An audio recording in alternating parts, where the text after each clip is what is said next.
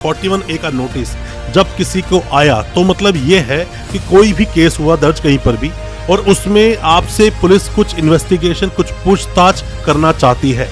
ऐसा नहीं कि कोई डॉक्यूमेंट आपको सबमिट करना है, वो होगा तो 91 के लिए आपको नोटिस भेजा जाएगा, बट यहाँ 41A का नोटिस आपको मिला है। अब जब भी किसी को 41A का नोटिस मिलता है तो उसके दिल में कुछ तरह के सवाल आते हैं जो आपको जानना बहुत जरूरी है। दोस्तों, आज अपनी इस वीडियो में मैं आपको बताऊंगा 41A नोटिस के बारे में।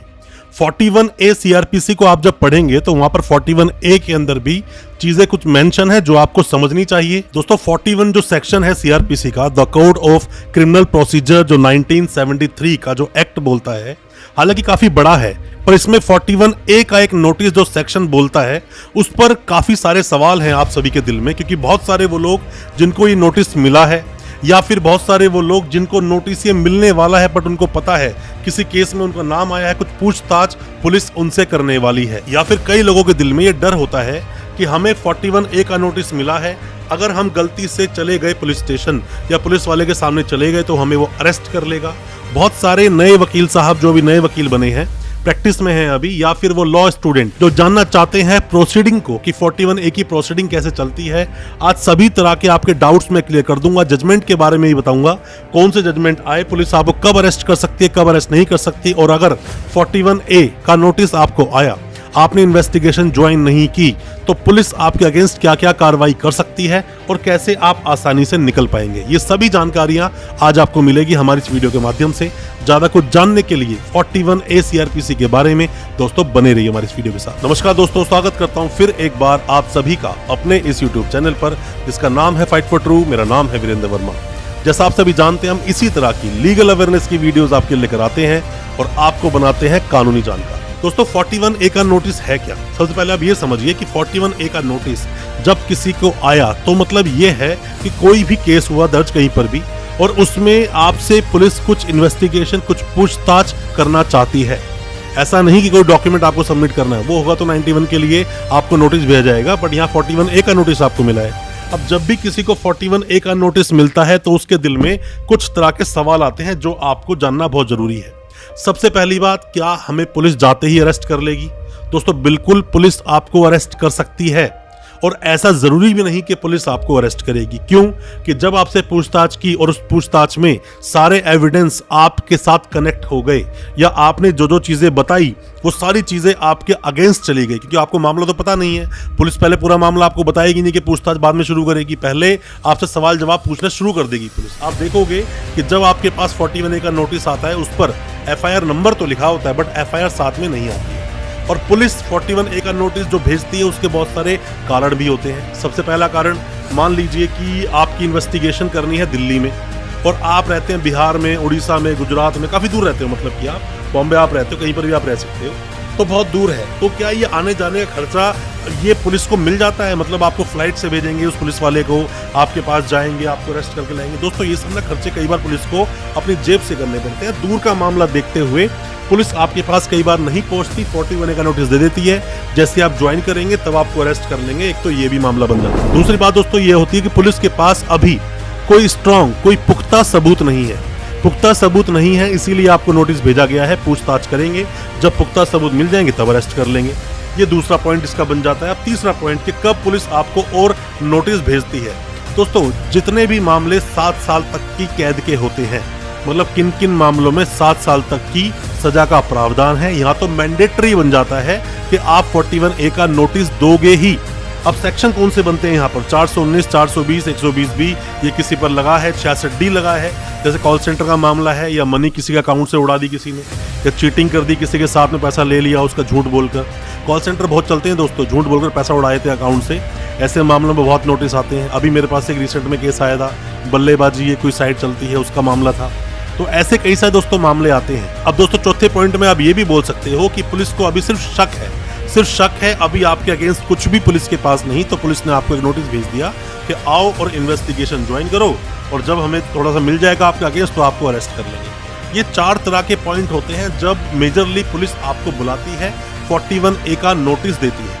अब ये 41A का जो नोटिस है, जरूरी नहीं कि आपको 7 साल तक के मामलों में ही मिलेगा। ये नोटिस कुछ सीरियस मामलों में भी आपके पास आ सकता है। कोई भी पूछताछ पुलिस को आपसे करनी है, मान लीजिए किसी के ऊपर जो सेक्शन लगे, सेक्शन क्या लगे? 420, 120 बी, 467, 468, 471। ऐसे मामलों में पुलिस क्या करती है कि डायरेक्ट रूप से किसी को अरेस्ट कर सकती है। 467 में उम्र कैद तक का प्रावधान है दोस्तों, लाइफ इम्प्रिजनमेंट की सजा हो सकती है। अब ऐसे में भी दूसरा कोई एक्यूज बना, को एक्यूज बना, तो उसके अगेंस्ट पुलिस के पास कोई स्ट्रॉन्ग सबूत नहीं है, इसीलिए पुलिस ने क्या करा, सिर्फ एक 41A का नोटिस भेज दिया। तो ऐसे मामलों में भी अक्सर 41A के नोटिस भेज दिए जाते हैं।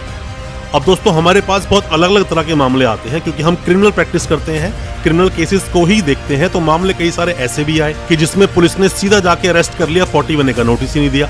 और मामला क्या था? 420, 419 बस नॉर्मल मामला था, उसमें सीधा पुलिस ने अरेस्ट कर लिया, नोटिस ही नहीं दिया। तो ऐसे में हालांकि एफआईआर क्वैश के लिए भी आप जा सकते थे, ये मामला दूसरा है, बट ऐसा भी कई बार देखा गया कि बिना नोटिस के अरेस्ट कर लिया। ऐसा भी कई बार देखा गया कि कोई 41A में नोटिस उसे मिला, वो पुलिस स्टेशन गया इन्वेस्टिगेशन ज्वाइन करने और पुलिस ने उसको वहीं बैठा लिया, मतलब उसको अरेस्ट कर लिया, जेल भेज दिया, बाद में उसकी बेल हुई। ऐसे मामले कई सारे आते हैं। तो दोस्तों ऐसे मामलों में आप करोगे क्या? दोस्तों आपके पास अगर कोई भी 41A का नोटिस आया है, इन्वेस्टिगेशन आप ज्वाइन करें और कोशिश करें कि आपके साथ आपके वकील साहब जाए या फिर कोई भी कानूनी जानकार जाए, और आपको लगता है कि मैं हर तरह के सवालों के जवाब सही से दे दूंगा, तो आप खुद चले जाइए। अब पुलिस अरेस्ट करेगी या नहीं करेगी वो बात की बात है, पर मैं आपको ये बता दूं, पुलिस आपको अगर अरेस्ट करेगी तो भी रीजन लिखेगी, उसको रीजन लिखकर देना होगा अरेस्ट क्यों किया।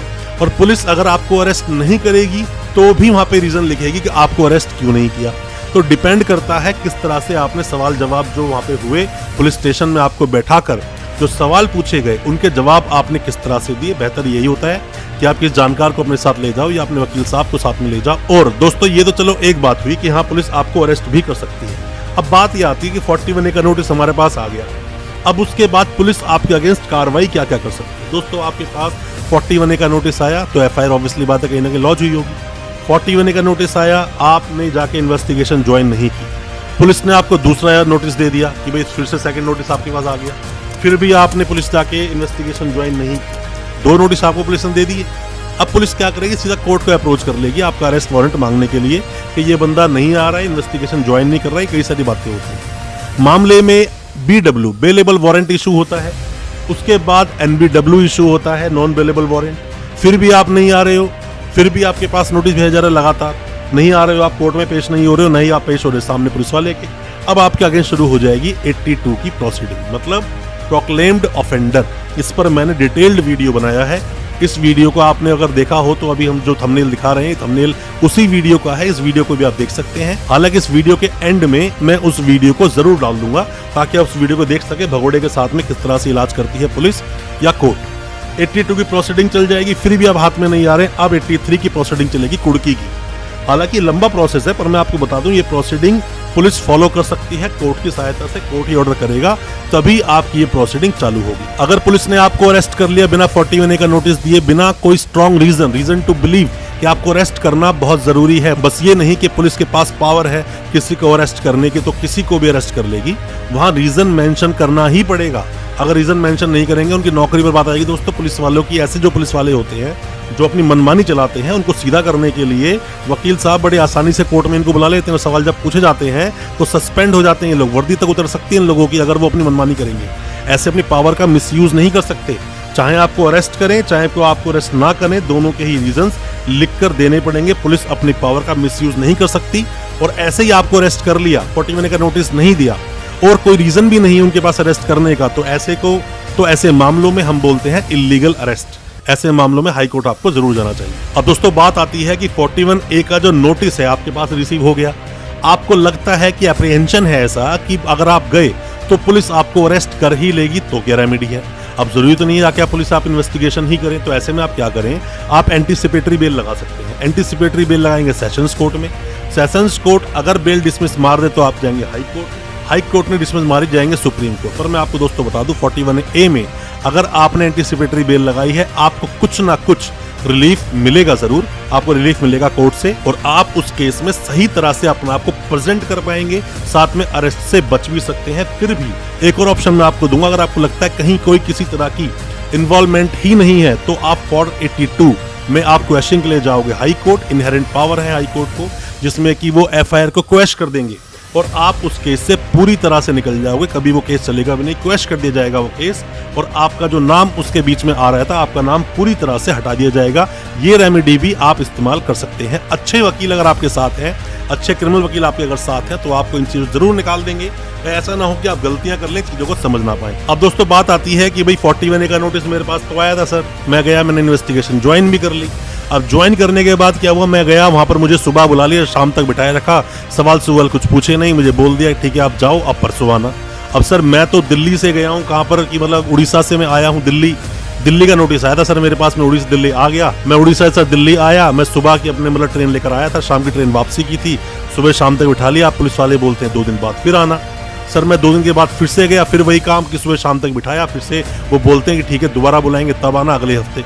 तो ऐसे मामलों में दोस्तों बात क्या होती है, दोस्तों पुलिस वाले ना कई बार देखा जाता है कि मामलों में बिना बात के परेशान करते हैं। परेशान क्यों करते हैं आपको अच्छी तरह से पता है। जब वो आप सॉल्यूशन कर लेते हो पुलिस वाले के साथ में मिलकर, तो वहाँ पर चीज़ें बड़ी हल्की हो जाती हैं।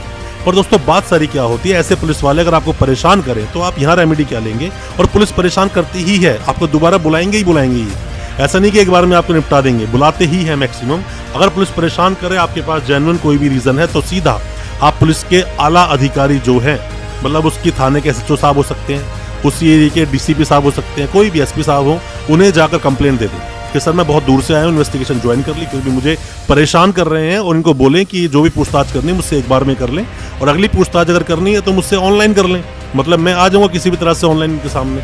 बहुत तरह की बातें होती हैं, या फिर सर मैं रिप्लाई रिटर्न में ले लें, ये भी एक सॉल्यूशन हो सकता है। इस तरह से भी आप अपनी 41A का जो नोटिस आपको आया है उसका आप पालन कर सकते हैं। अब दोस्तों मैं आपको बताता हूँ कि 7 साल तक के जो मामले होते हैं, जिनमें 7 साल तक की कैद होती है, खास करके 420 के मामले, डोमेस्टिक वायलेंस के मामले, ऐसा कई सारे मामले सामने आते हैं, उनमें पुलिस बाउंड क्यों है कि आपको 41A का नोटिस देगी। दोस्तों पुलिस इसलिए बाउंड है कि अगर देखा जाए सुप्रीम कोर्ट ने जो भी कोई जजमेंट दे दिया वो नजीर है, मतलब देश का कानून है, मानना पड़ेगा सभी लोगों को। अब इसमें क्या होता है, पहले आया था एक अरनेश कुमार का judgment, Arnesh Kumar versus state of Bihar का, जो जुलाई 2014 में आया, जिसमें बताया गया कि आप 7 साल तक के मामलों में 41A का नोटिस दोगे किसी को अरेस्ट करने से पहले पूछताछ करोगे, और अगर जेन्युइन आपको रीजन लगते हैं किसी को अरेस्ट करने के तो ही अरेस्ट करोगे, वरना आपको अरेस्ट करने की जरूरत नहीं। अभी दोस्तों 2022 में एक और जजमेंट आया था, जिसने अरनेश कुमार को तो बोला ही, साथ में ही बहुत सारी चीजें और भी बताई कि पुलिस क्या क्या नियम निभाएगी किसी को अरेस्ट करने से पहले। 41A का नोटिस देगी अगर मामला ज्यादा संगीन नहीं है या फिर आपके पास स्ट्रॉन्ग एविडेंस नहीं है। 2022 जुलाई में दोस्तों ये मामला आया था, Satyendra Kumar until versus CBI। इस मामले में आप देखोगे तो दोनों ही जजमेंट जब आप ढंग से पढ़ोगे तो बहुत अच्छे से आप समझ जाओगे कि पुलिस को 41A का नोटिस देना जरूरी क्यों है। पुलिस ऐसे ही अपनी मनमानी कर नहीं सकती, और अगर मनमानी करती है तो ऐसे पुलिस वालों को आपको सबक जरूर सिखाना चाहिए। हमारी कोई भी मदद आप चाहते हैं, किसी भी तरह की आप एडवाइस चाहते हैं, नोटिस आपके पास आया है, कुछ जानना चाहते हैं, आप हमें व्हाट्सएप करें या हमें कमेंट बॉक्स में कमेंट करें, हम आपको उसका रिप्लाई जरूर करेंगे और कोशिश करेंगे आपको सही सॉल्यूशन देने की। दोस्तों उम्मीद करता हूं आज का हमारा वीडियो आपको अच्छा लगा होगा। दोस्तों अच्छा लगा हो आज का हमारा वीडियो, हमारे वीडियो को ज्यादा से ज्यादा अपने दोस्तों, परिजन, परिवार तक शेयर करें, ताकि वो भी अपने आप को कानूनी जानकार बना सके। हमारे चैनल को सब्सक्राइब करना बिल्कुल ना भूलें, साथ में लगा बेल आइकन जरूर दबा दें, ताकि इसी तरह की लीगल अवेयरनेस की वीडियोस आप तक पहुंच सके सबसे पहले। बहुत बहुत शुक्रिया, धन्यवाद हमारे इस वीडियो के साथ बने रहने के लिए।